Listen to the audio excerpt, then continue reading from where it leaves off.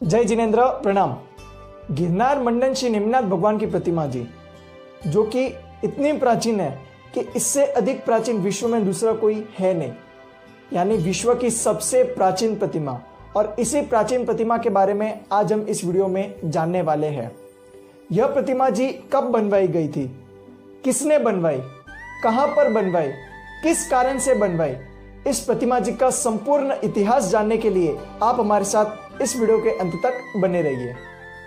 एक बार नेमिनाथ भगवान अपने समूह शरण में देशना दे रहे थे, तब इंद्र महाराजा नेमिनाथ भगवान से प्रश्न पूछते हैं कि हे प्रभु, आपके जो प्रथम गंधर्व है शिव वर्धत स्वामी, इन्होंने अपने पूर्व भव में ऐसा क्या पुण्य उपार्जन किया था कि उन्हें इस भव में आपका प्रथम गंधर्व बनने का सौभाग्य प्राप्त हुआ और वे इसी भव में मोक्ष भी जाएंगे। तब नेमिनाथ भगवान कहते हैं, यह बात है गत 24 के तीसरे तीर्थंकर सागर तीर्थंकर के समय की। सागर तीर्थंकर एक बार अपने समूह शरण में देशना दे रहे थे, तब वहां पर मौजूद एक नरवान राजा प्रभु की देशना सुन रहे थे। देशना समाप्त होने के बाद वे राजा प्रभु के पास जाकर प्रभु से एक प्रश्न पूछते हैं कि हे प्रभु, मेरा मोक्ष कब होगा।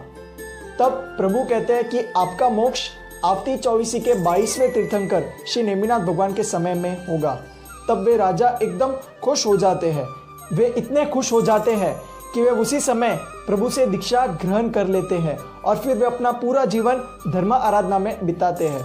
फिर काल धर्म के बाद संयम जीवन के प्रभाव से वे अपने अगले भव में 5वें देवलोक में यानी ब्रह्म देवलोक में ब्रह्मेंद्र नाम के देव के रूप में उत्पन्न होते हैं। उन्होंने अपने ज्ञान के बल से देखा कि वे पूर्व भव में एक राजा थे और उन्होंने दीक्षा ग्रहण की थी सागर तीर्थंकर के पास। तब वे फिर से सागर तीर्थंकर के समूह शरण में जाते हैं और प्रभु से वापस एक ही प्रश्न पूछते हैं कि हे प्रभु, मेरा मोक्ष कब होगा। ये इसीलिए क्योंकि जब हम कोई खुशखबरी सुनते हैं तो वो खुशखबरी हमें बार बार सुनने का मन होता है। उसी तरह उन्हें तो कौन सी खुशखबरी मिली थी, मोक्ष कब होगा वह पता चल गया था, तो वे बार बार उन्हें सुनना अच्छा लग रहा था। तो उन्होंने वापस प्रभु से यही प्रश्न पूछा कि मेरा मोक्ष कब होगा। तब प्रभु ने कहा, आपका मोक्ष आवती 24 के 22वें तीर्थंकर नेमिनाथ भगवान के प्रथम गंधर्व शिव वर्धत स्वामी के रूप में मोक्ष होगा।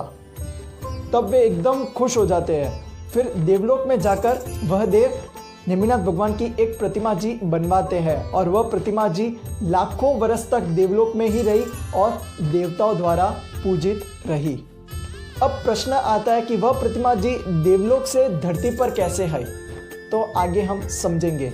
यही प्रश्न कृष्ण महाराजा ने नेमिनाथ भगवान से पूछा कि हे नेमिनाथ प्रभु, यह प्रतिमा जी अब कहाँ पर है। तब नेमिनाथ भगवान कहते हैं कि यह प्रतिमा जी अभी भी देवलोक में ही है और नेमिनाथ भगवान इंद्र महाराजा को कहते हैं कि हे इंद्र महाराजा, आप इस प्रतिमा जी को धरती तल पर लेकर आइए ताकि धरती के मनुष्य भी इस प्रतिमा जी के दर्शन कर सके। तब इंद्र महाराजा उस प्रतिमा जी को यहाँ पर लेकर आते हैं धरती पर और वे कृष्ण महाराजा को सौंप देते हैं। तभी कृष्ण महाराजा भव्याति भव्य प्रतिष्ठा महोत्सव संपन्न कराते हैं और भव्याति भव्य जिनालय का निर्माण कराते हैं और वहां पर इस प्रतिमा जी को स्थापित करते हैं। फिर कृष्ण महाराजा नेमिनाथ भगवान से वापस एक प्रश्न पूछते हैं कि हे प्रभु, यह प्रतिमा जी मेरे पास कब तक रहेगी। तब नेमिनाथ भगवान कहते हैं कि जब तक द्वारिका नगरी रहेगी तब तक, यानी जब द्वारिका नगरी का दहन होगा तब अंबिका माँ आकर इस प्रतिमा जी को गिरनार के कंचनगिरी नाम के गुफा में लेकर जाएंगे। और फिर ऐसा ही हुआ, द्वारिका नगरी दहन हुई और अंबिका माँ आकर इस प्रतिमा जी को कंचनगिरी गुफा में लेकर गए। अब प्रश्न आता है कि यह प्रतिमा जी कंचनगिरी गुफा से वापस फिर गिरनार में मूलने के रूप पर स्थापित कैसे हुई। नेमिनाथ भगवान के निर्माण के 2000 वर्ष व्यतीत होने के बाद रत्नाशा नाम के एक श्रावक ने बहुत बड़ा चरिपालित संघ निकाला गिरनार तीर्थ की ओर, जिसमें बहुत सारे श्रावक श्राविका जी थे। पूरा संघ गिरनार तीर्थ पहुंचता है। संघ में मौजूद सभी भक्तगण प्रभु के दर्शन करते हैं, गिरनार तीर्थ के दर्शन करते तो एकदम खुश हो जाते हैं और फिर वे एक एक करके सभी भक्तगण वहां पर विराजित मूल नायक के रूप पर विराजित नेमिनाथ भगवान के पक्षाल करते हैं। उस समय जो प्रतिमा जी मूल नायक के रूप पर विराजित थी वह बालू से बनी हुई थी। बालू यानी क्ले, यानी एक तरह की माटी, उस मटेरियल का नाम बालू होता है। तो सभी इतने सारे भक्तगण एक साथ में पक्षाल कर रहे थे एक एक करके। तो इतना सारा पक्षाल एक साथ में हुआ तो वह प्रतिमा जी उस पक्षाल को सहन नहीं कर पाई और वह प्रतिमा जी उस पक्षाल में पिघलने लगी और फिर वहाँ पर एक मिट्टी का ढेर बन गया। वह प्रतिमा जी एक मिट्टी का ढेर का रूप धारण कर लेती है। जब रत्नाकर शावक को यह बात पता चलती है तब वे एकदम दुखी होते हैं और अपने आप को एकदम दुर्भागी मानते हैं, अपने आप को एकदम कोसने लगते हैं और वे सोचते हैं कि ये सभी मेरे कारण हुआ है, मैं कितना पापी हूँ। और वे एकदम घोर पश्चातावा इस बात का करते हैं कि मेरे कारण प्रभु के प्रतिमा की, नेमिनाथ भगवान की जो प्रतिमा है उस प्रतिमा जी की ऐसी दशा हुई, ऐसा रूप धारण किया उस प्रतिमा जी ने, ये सब मेरे कारण ही, मैं कितना पापी हूँ।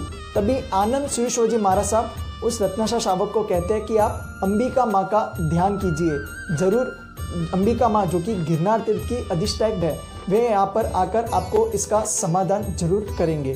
तब रत्नाकर शावक कठोर साधना में लग जाते हैं और एकदम कठोर साधना करते हैं, कठोर से कठोर साधना।